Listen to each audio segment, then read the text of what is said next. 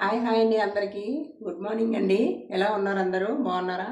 నేనైతే ఈరోజు నా స్టైల్లో సాంబార్ పొడిని ఎలా చేయాలో చూపిస్తున్నాను ఫ్రెండ్స్.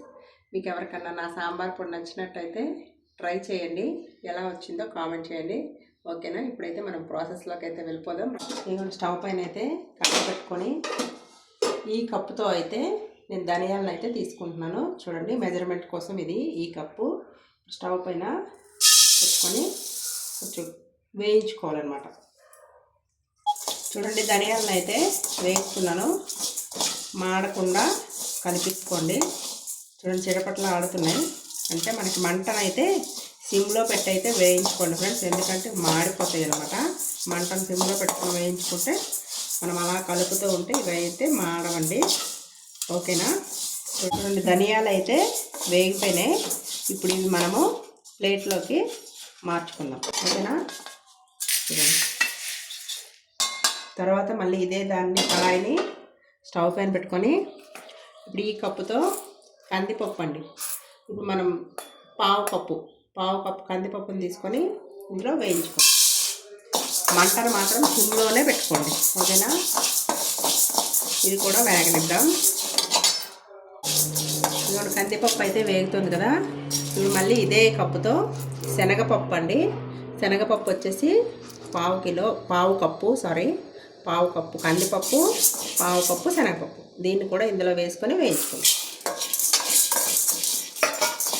ఇదిగోండి, శనగపప్పు కందిపప్పు కూడా మనకి ఇది ఫ్రై అయిపోయిందండి. ఓకేనా? ఇది మాడనివ్వకండి దేన్నైనా సరే.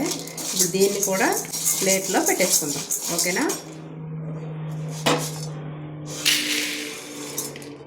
ఇప్పుడు మళ్ళీ ఈ కడాయినే స్టవ్ పైన పెట్టుకొని చూడండి, చూపిస్తున్నాను.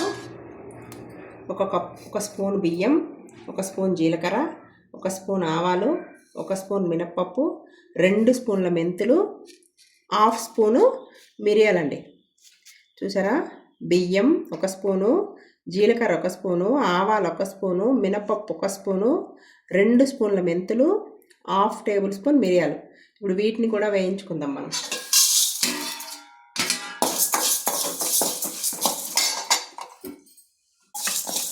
చూడండి, మంటనైతే మాత్రం మీడియం ఫ్లేమ్లో అడ్జస్ట్ చేసుకోండి. ఓకేనా? ఇది కొంచెం ఆవాలు చిటపట్లాడితే మనకి వేగిపోయినట్టేనండి. చూడండి, ఆవాలు అయితే మనకి చిటపట్లు ఆడుతున్నాయి, అంటే ఇది మనకి ఫ్రై అయిపోయినట్టే. కొంచెం కలర్ అన్నీ చేంజ్ అయిన తర్వాత మనం దీన్ని తీసుకొని ప్లేట్లో వేసేస్తాం. ఓకే, మనకి వేగిపోయినాయండి.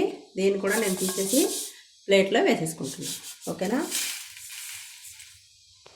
చూడండి, మళ్ళీ దీన్నే కడాయిని స్టవ్ పైన పెట్టుకొని కరివేపాకును కడిగేసుకొని ఇది కూడా వేయించుకుందాం. ఇది కూడా కొంచెం వేయించుకుంటే బాగుంటుంది అన్నమాట. చూడండి, కరివేపాకు కూడా మనకి డ్రై అయిపోయిందనమాట.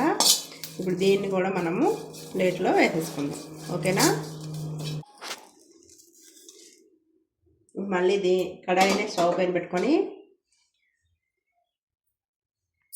అండి ఎండుమిరపకాయలు, మనం ఏ కప్పుతో అయితే ధనియాలు, కందిపప్పు, శనగపప్పు తీసుకున్నామో అదే కప్పుతో ఇవి కూడా ఒక పావు కప్పు ఎండుమిర్చి అండి. లెక్కకైతే ఒక 20 అనుకోండి, 20 కన్నా కొంచెం 25 అలా ఉంటాయి. ఇవైతే ఒక పావు కప్పు. ఇవి కూడా ఇందులో వేసి వేయించుకుందాం. ఆయిల్ అయితే ఇవ్వండి, మిరపకాయలు అయితే వేయిస్తున్నాను. ఓకేనా? చూడండి, మంటను మాత్రం మీడియం ఫ్లేమ్లోనే అడ్జస్ట్ చేసుకోండి. మాడనివ్వకుండా కలిపితే టేస్ట్ బాగుంటుంది. మాడే అనుకోండి అది చేదు వచ్చేస్తుంది ఏదైనా సరే. ఓకేనా? ఈ సాంబార్ పొడి మాత్రం 3 నెలలు గ్యారంటీగా స్టోరేజ్ అయితే ఉంటుందండి. ఫ్రిడ్జ్లో పెట్టుకోవాలి. ఓకేనా? చూడండి, ఎండుమిర్చి అయితే మనకి వేగిపోయినాయి. దీన్ని కూడా మనం తీసుకొని ప్లేట్లో అయితే వేసుకుందాం.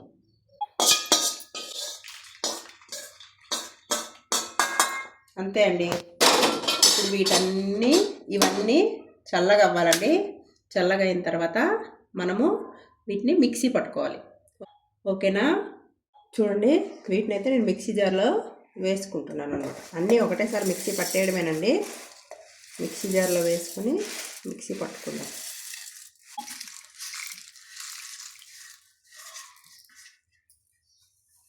ఇవ్వండి, మిక్సీ పట్టేసి వస్తా. ఓకేనా, చూపిస్తాను పౌడర్ మీకు. చూడండి, ఇందులో 1/2 టేబుల్ స్పూన్ పసుపు కూడా వేయాలండి, నేను మర్చిపోయినాను. చూడండి, పసుపు కూడా వేసుకున్నాను.